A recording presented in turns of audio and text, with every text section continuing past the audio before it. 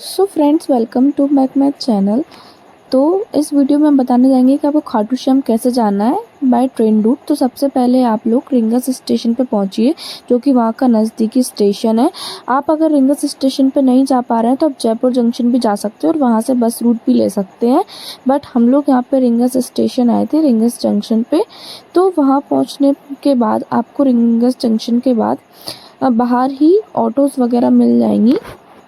Autos वगैरह को पकड़ के वहाँ से लगभग किराया होता है 50 रुपये पर पर्सन। तो आप ऐसी ऑटो वगैरह मिल जाती है तो आप ऑटो वगैरह लेके सीधे मंदिर तक, तोरण द्वार तक जा सकते हैं। तो हमने भी ऐसी ऑटो ली थी जो कि 50 रुपये पर व्यक्ति चार्ज करती है। तो आप भी 50 रुपये पर व्यक्ति चार्ज करके यहाँ पे जा सकते हैं।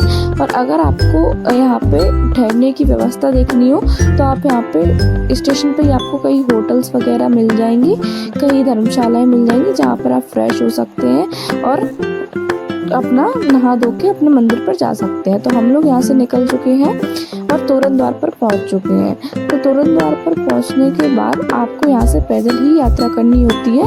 आप अपना लगेज किसी भी दुकान पर रख सकते हैं जहाँ से आप प्रसाद लेते हैं और अपनी चप्पल भी वहीं पर रख सकते हैं। आपको यहाँ से पैदल ही बिना चप्पल के यात्रा करनी होती है।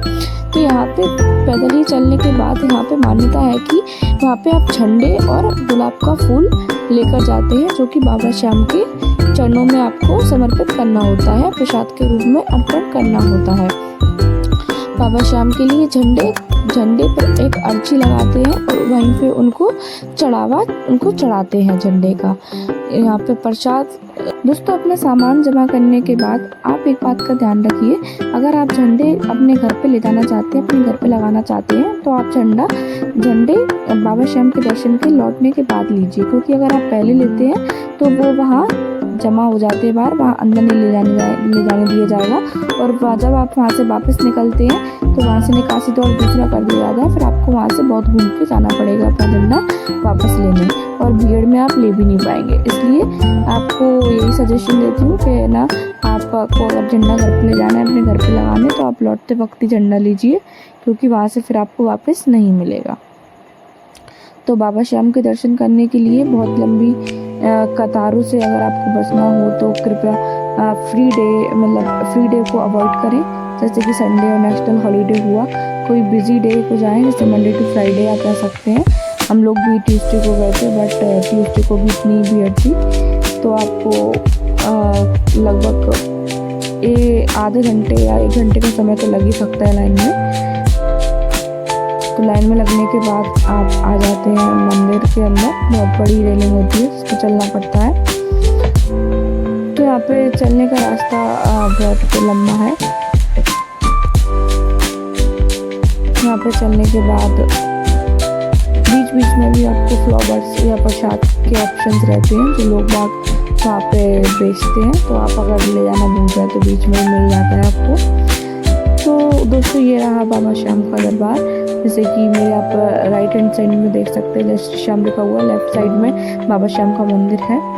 तो लेफ्ट साइड में ही मंदिर है बाबा श्याम का, लेकिन वहाँ पर रिकॉर्डिंग अलाउ नहीं थी तो रिकॉर्ड नहीं किया है, बट हाँ दूर से ही दिखाने की पूरी कोशिश की है। अब हम यहाँ से बाहर निकल आते हैं। तो आप जैसे ही बाहर निकलते हैं तो आप वहाँ से कुछ सामान ले सकते हैं। वहाँ बहुत सारी दुकानें रहती हैं। आप बाबा श्याम की मूर्ति या फिर कुछ भी अपने परिवार के लिए या फिर अपने दोस्तों के लिए ले सकते हैं, जो भी आपको लेना हो।